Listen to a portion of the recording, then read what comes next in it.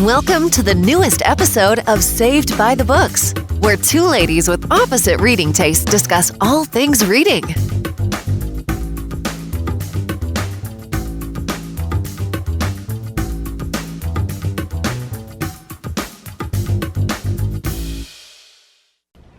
Hey guys, what's up? And welcome to another episode of Saved by the Books. Paige and Becky are back with another episode. This time we are talking about the Thousandth Floor by Katharine McGee. This was our June buddy read. So yeah, we're gonna go over all the things we liked, all the things we didn't like, all of that fun stuff. So alright, so just so you guys know, this is our full discussion about the Thousandth Floor by Katharine McGee. So there will be spoilers throughout this episode. So if you don't want spoilers, basically you just need to know that we rated it 3 stars. Yep. We're going to continue the series. But it is very futuristic and drama, gossip girly. Yeah, and fun. Leans toward like sci-fi. Yeah. Even though it's not technically sci-fi. No. So yeah, if you liked Gossip Girl, you liked Pretty Little Liars, you might give this a try. But yeah, so now on to the full discussion. Yeah. So I think Let's first do this. Yeah, I think we're gonna use what Paige has talked about in her rating system. Talk about world building, plot, characters, and then give our what our star ratings are at the end and some of the other stuff. So first off with world building. So if you didn't know, this book takes place in a futuristic New York in 2118. And so I really liked it and could picture it because we just were in New York. And so I think she did an amazing job with the building because it's 1,000 floors. And so instead of having New York is still there. The Bronx, Queens, Long Island, all that stuff is still there. But the premise was the main people live on the 1,000th floor. And the higher you're up, the more well off you are and the higher social standing it is. Essentially. So yeah, basically this book, the entire premise is it's this building that's 1,000 floors and there's people that live there and they basically cause a lot of drama. Like, yeah, that's really the plot. Yeah, it's and like they work there, they live there, like there's parks inside of it. They're, instead of like the subway system that we think of, it's a vertical like elevator subway type system. And the higher up you go, the more space you have, and those are the extremely wealthy. And then the lower you go, it's a very like crowded like apart, like it's like I guess overcrowding, it kind of seemed like. And so, and then it follows about, what is it, 5 main characters. 5 or 6 even. I think there's even a 6th that's not listed here. Yeah, and then, and that's the thing, is that it throws there's in a few other. There's a lot of point of views. Yeah, a lot of point of views. But I mean, with world building, I think she did incredible. She stayed true to New York, I feel like, where you had like the upper, you know, east side or the upper west side all the way to... The only thing I didn't like is I felt like for a lot of the book, I didn't know what had happened to the rest of New York. So I was like, so what about all these other cities in the world? Like, do they all have towers? Like, what is going on? And then later, one of the characters ventures out into New York, and it doesn't seem like it's really changed very much. No, it seems like everything is overshadowed because of the 1,000th floor building. And another thing I thought the entire book is, I don't know how these, like, even going up into the Empire State Building was hard for me because of a heart thing that I have, and so like it was really hard for me to breathe up in the Empire State Building. So I was just like, dude, I can't live 1,000 floors up. Right. Well, now, yeah, like my migraines, like when I go up in the Empire State Building, it can get so intense. It feels like my head explodes. So I can't imagine going all the way up that high. And then like I was just thinking, like I felt claustrophobic reading the book because I like the fact that you can't just like go outside. Yeah. I was like, but I mean, and that's why I would never live in a high rise even now. Like I would just, I don't know. I just wouldn't like it.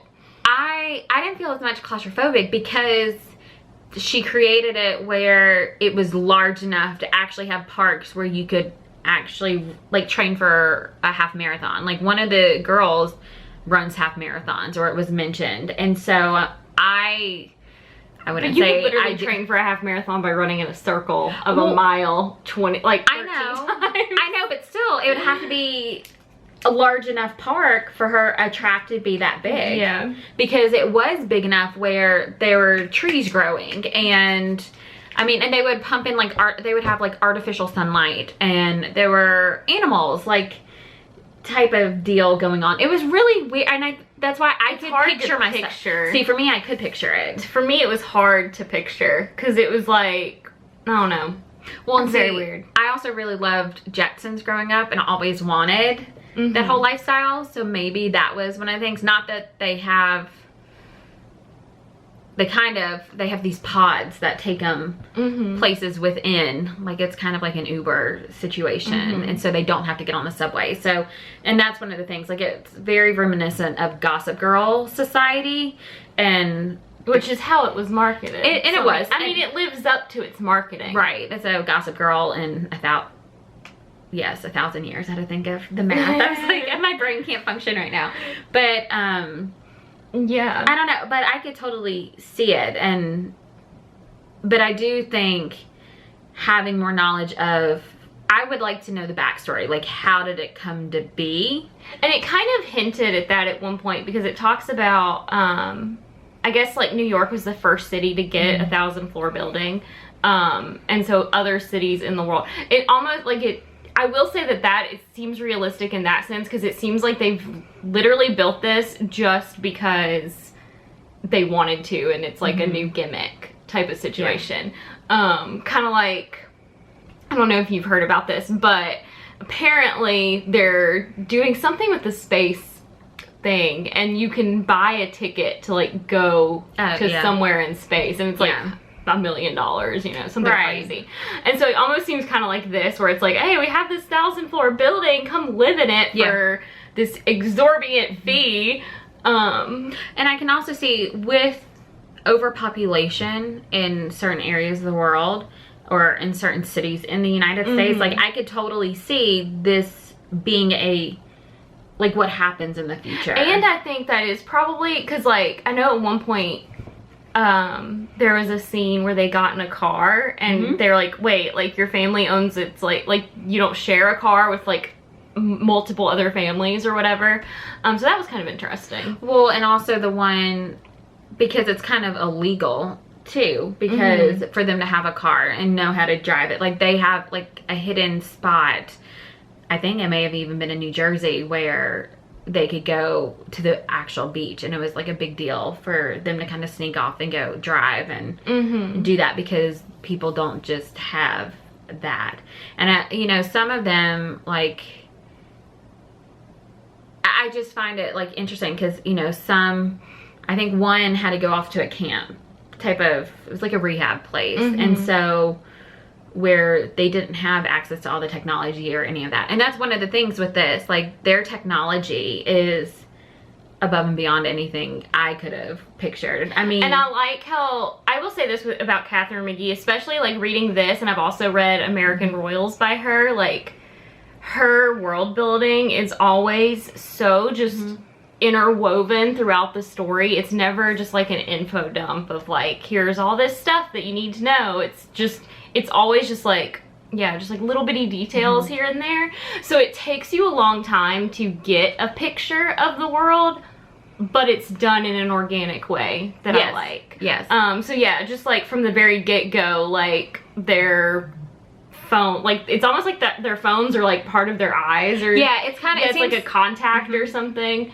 So yeah, it's just like from the get-go they're just using it and like accept it. Right. And they even have it set into place, like at school, like they have the technology it's kind of, you know, like a firewall type of thing. Like as soon as they enter those buildings, it's cut off, because that way that, you know, the kids don't cheat on tests or look up things, or, you know, like we do now. I mean, my students, it's constant, let's look at our phones and not pay attention. But like, I just think it's a really neat thing. But everything, it's done through that lens, which is kind of reminiscent of, like, I feel some of like the Born Identity type, that the stuff that you see in those types of movies and films. And, you know, I could see us going to that, and everyone, well, not everyone has it.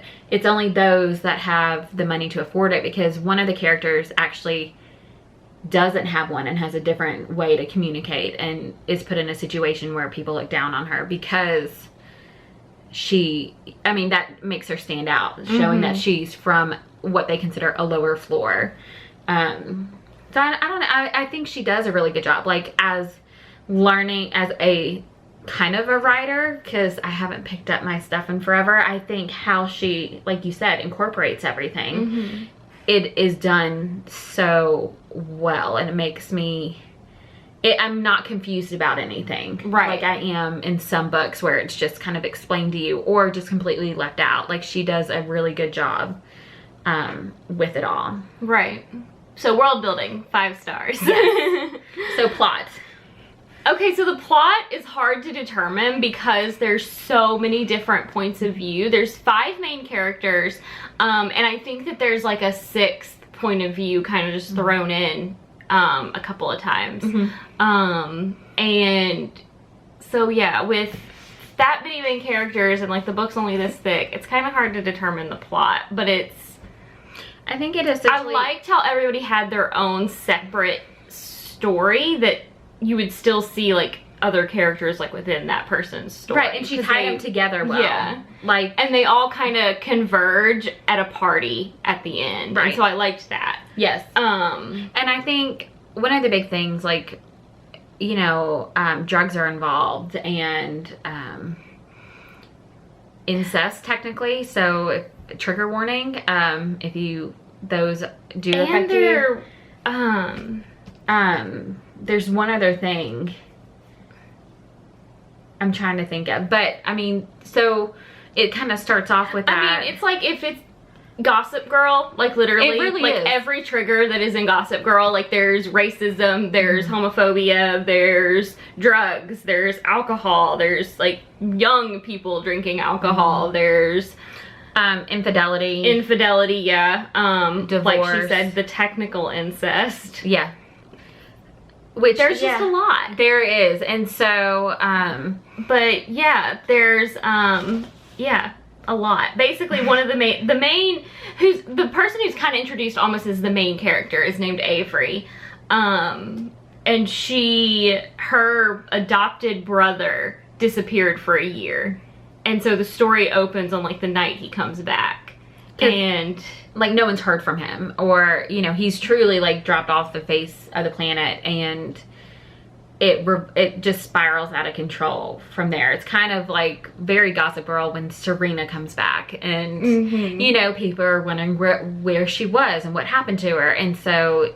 you get some of that backstory about what made him go away, and that drives the plot. And I feel like the plot is where it's lacking for me, because I rated this 3 stars. Yep. Surprise. And because something is lacking for me, and I don't know what it is, but it's not a favorite. Like, I liked Gossip Girl a lot, and I liked Gossip Girl mainly because of Chuck Bass, but like, I don't think that's what kept me watching. Yeah. I don't know. I don't know. Maybe it's because there's not a Chuck Bass character. That could be it. Yeah, there really isn't. I mean, Cord kind of would be, but he doesn't get enough screen time or page time, so.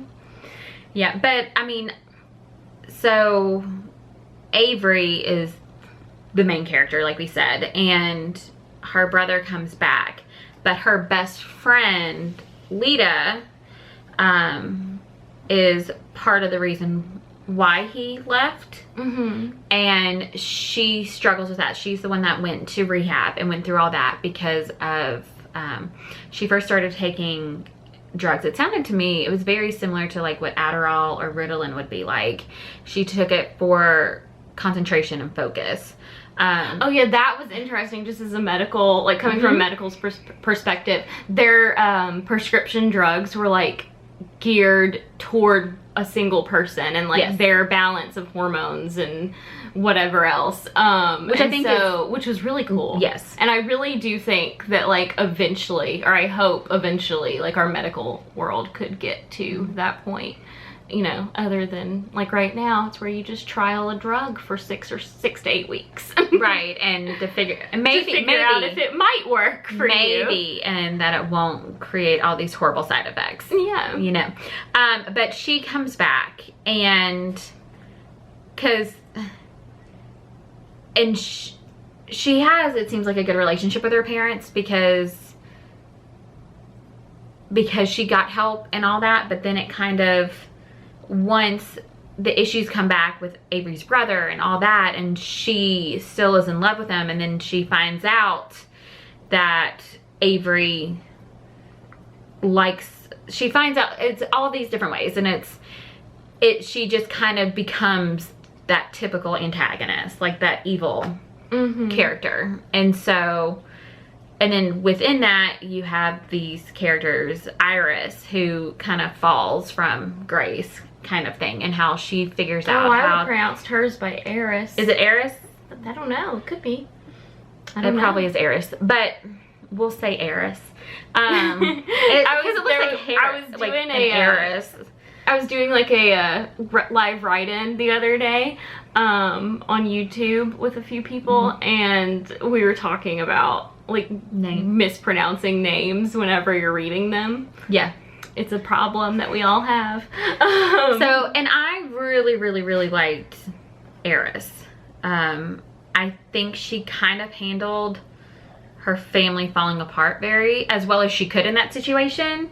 Like, my parents just recently got divorced just a few years ago, and so it kind of touches on that in some of the situations, and so I could kind of picture myself in that, and I think I really did end up liking her a whole lot as a character. And her, now she does struggle though, because she becomes friends with, you know, one of the other main characters who is at that lower level. Like, she knows her actually from a kind of like a country club setting, because the girl, and this is where it kind of touches at things, Rylan, she works at the club that they all go to, and then so she's kind of the first one that realizes Eris no longer is well off, and I don't think she necessarily treats her. Eris doesn't treat Rylan well, and she, you know. Are you talking about Eris's girlfriend? Isn't that Rylan? No, it's another girl. Oh, sorry.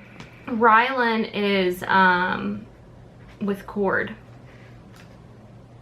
Okay, never mind. Which is another aspect of that's the right. world It's building. Marielle. It's Marielle that Eris. Yes. Okay. So Which Marielle is the girl. Another aspect of the world building I liked. It felt like the names weren't so out there that, like, you know, especially with like fantasy books, sometimes they'll have names that are like, you're just kind of looking at them like, what the heck is this? And how do I pronounce this? But so like the names were a little bit out there and sounded futuristic, but they weren't like so out there. Yeah. And there was still names that like I could, obviously Avery is a name that like we use all the time, and Rylan, I would see a variation of that. I could see easily.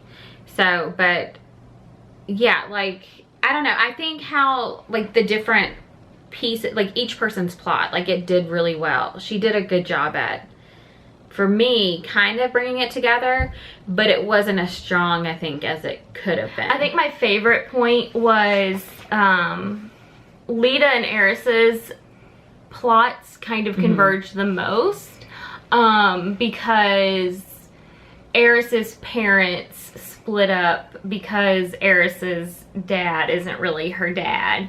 And her dad is really Lita's dad. And so like Lita literally like sees them at a restaurant through a window, and like that was such a Gossip Girl moment that I could see happening in that show, that I was like, this is why I'm reading right here. Well, because right before that, Lita finds a scarf, because it was supposed to be was it her birthday or her mom's birthday? Like she found a scarf in her dad's like briefcase. And so, but then her mom never gets it. And then she happens to see in that exchange that Eris is wearing it. And then at the end, there's a party and she's wearing it. It's like the, so I mean, I think that was neat. And I'm like, I look forward to seeing what happens in the sequel. But Lita thinks that her dad is sleeping with Eris. Yes. Which just goes to show, like, that's gossip. something that would happen in this world. So, like, I mean, that's the Gossip Girl aspect for sure. So, yeah, and then Watt is a guy who does a lot of hacking. Who Lita hires. Yeah, she doesn't Lita know it. hires him, but she doesn't know that because he uses an alias online to like spy on different people. And he ends up. I was so rooting for him with Avery, but Avery is in love with her adopted brother, and that's the thing. Like once you realize like they are of no relation to each other, but it felt so forced to me because like it felt like her and Watt had like all this chemistry from like the first get-go, whereas like Avery and Atlas felt like they had like none. But that's because Watt has his secret technology at all times, Nadia, and so who's amazing. Like it's this super high-tech, technically illegal thing that he has that that's how he's such a good hacker, that he can, she becomes her own character in it. Nadia is this tech. It's like a Siri or like an AI. Yeah. And so like she's able to scan everything to know what like Avery likes or what anyone likes or where they've been. Like she's able to find out stuff about Atlas, Avery's brother, like when he's gone, and so to give to Lita. But I think that's why they had so much chemistry. Now I did really like him because he seemed like one of the most real type of like relatable characters in the whole world, and he does all the hacking for his family, like for his sibling, to help take care of bills and stuff like that. So but at the end they end up not getting together but mixed into because more Avery stuff. just has to be with Atlas, who is basically like a cardboard cutout. Like okay, so once I heard this saying, or like a creative writing like tip, if you can replace a character with a house plant, you might as well just cut them. And that's how I felt about Atlas. Like she could have literally loved her house plant, and like that's because he was supposed to be the driving force between for the plot, but like he just felt like such a non-character. Yeah, probably because we never got his point of view, except for like what he tells Avery his point of view is. And yeah, I just felt like he was this like literal plot device, just like standing there. Yeah. And then as an added, like, let's just toss in one more plot, we have Rylan, and she is one of the lower class of the tower. I remember her now. And her mother used to work for another character as like a maid, and so he hires her to like work as a maid or a caterer or something during or like a waiter during a party, and so then they end up hooking up and continue to hook up. And that's how through her, that's how we see like we learn about the different drugs, and we also learn about outside the tower. Yeah, I feel like we got most of the world building from her perspective. And yeah, she ends up kind of like tied up into it because she ends up having to steal some drugs so that her boyfriend can sell them so that he can get out of jail. It's a thing, y'all. Yeah, and then Lita, of course, figures it out. Lita happens to get those drugs and takes them, and apparently the way she feels is how she knows whose drugs it was. Right, because they are so targeted. Because it was the drug that she took was actually prescribed for that character after his parents died. So it was, like, it was for him dealing with the depression and, you know, the anxiety and all that stuff that comes with. Which, I don't know. I don't know if I believe that. I know it's a futuristic world and I'll suspend my disbelief, but like, I don't know if we'll ever be able to get that pinpointed. No, whereas like if I took your pills, I knew that they were your pills. Right, well, but I think she was such a big drug addict that she knew what it was like getting high. I mean, think about all the different, you know, strains of cannabis and marijuana. Like, people know if it's the good stuff or not. I don't know, but I don't know. It's like, I don't know, because I don't think. But it's in 1,000 years in the future. Yeah, I mean, we'll see. Like, we already target, like, when it comes to different meds, you know, what works for you and your migraines doesn't work for me. Yeah. And actually doesn't really work for either one of us, but that's besides the point. I mean, I don't know, but I just felt like it was a convenient. And hey, it might have just been something convenient that she could put in that made the plot work, and hey, whatever. And I think that's where you probably find like the plot lacking some, like having Atlas basically be a houseplant, and then some of that. I think maybe it's that the plots overlapped almost too conveniently. But I mean, they kind of do in Gossip Girl too. I don't know. So, but who was your all-time favorite? So move on to characters, favorite characters. I know we kind of talked about it, but who was your like number one? If I had to pick one, I would say Watt. But the thing, and I think that might be why I'm so annoyed, because I feel like if Atlas had been explored more, I would have liked him a lot. See, I really liked Eris, unfortunately.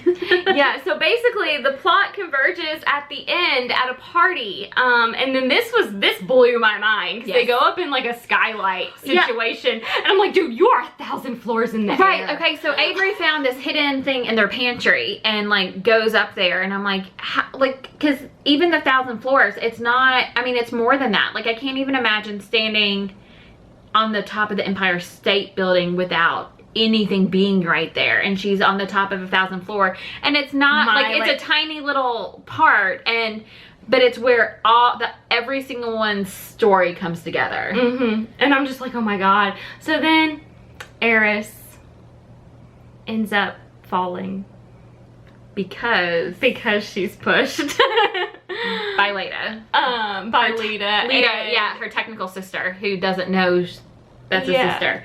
And so then I think it shows the funeral. No, yeah, it does. It shows the funeral from Eris's girlfriend's point of view. Which I don't know, I feel like we kind of just glossed over the fact. Like, so basically Eris lost her fortune and all that fun stuff. And while she was living in like the lower levels of the tower, she met a girl and they got together. Yeah, that was her neighbor who worked at the club, the one I missed. And Eris also used to sleep with Cord, who is Ryland's not boyfriend. Not really, Friends with benefits? Yeah, she's the one that she worked at. She was the maid for, she was the maid for him. Like, you can tell, like, all these characters, they just all kind of, like, converge and overlap and, you know, do whatever.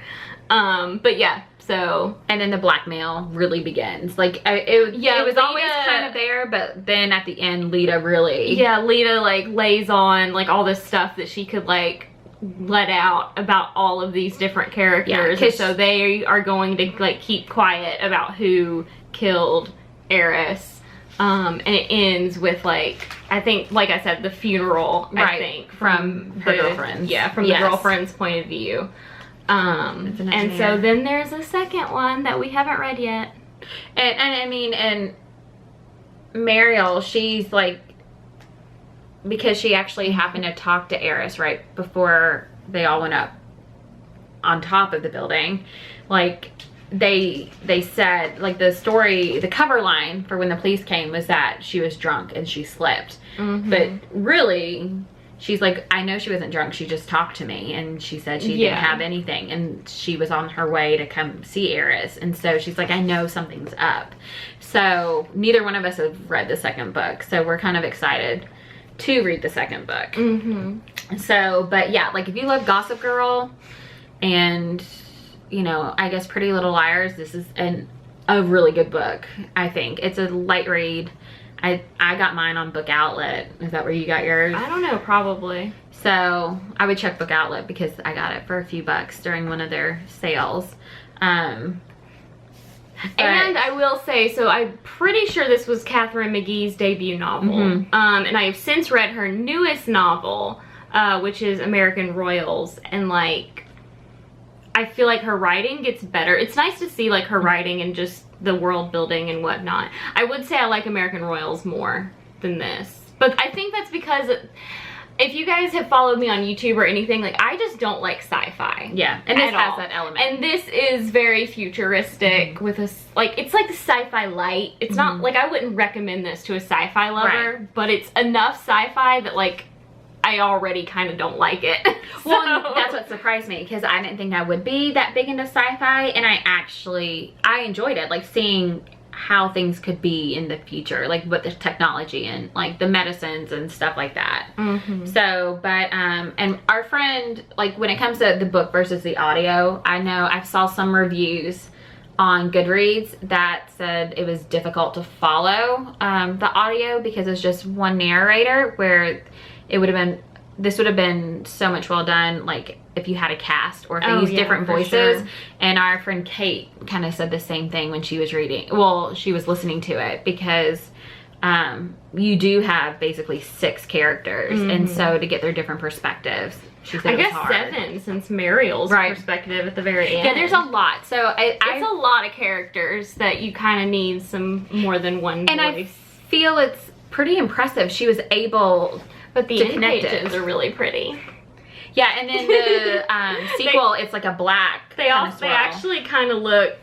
It looks similar to the Beholder end pages, which we read for the Creating and Co book club in June, and was also kind of a 3-star read. So this wasn't the best reading month, but that's okay. We will persevere. EXO is trying to talk to you guys, apparently. Yeah, he's in front of the mic. Just, he wants his debut, I guess. But I guess if you like drama, parties, that type of stuff, easy read, futuristic, this is a really good Although, book. I guess if you're still here, you probably already listened to or you probably already read this. Yeah. So, yeah, but, yeah, if you guys read it with us, let us know what you think on Instagram. We'll post a picture. Yes. We would love to hear all your thoughts, spoilery or no. So, yeah, let us know if you're also going to continue the series. I don't know when I will, but I will eventually. Yeah. But yeah, for July, we're getting a bit of a late start, but we wanted to do another buddy read. It will be The Rest of the Story by Sarah Dessen. This was a new release in June, and we haven't read it yet, but we think it will be really good for summer because it's supposed to be like at a lake and all of that fun stuff. So that's what we'll be reading, and we will of course do an episode where we talk all about it, and I think that's pretty much it. So I hope you guys are having a great week, and we'll talk to you later. Bye.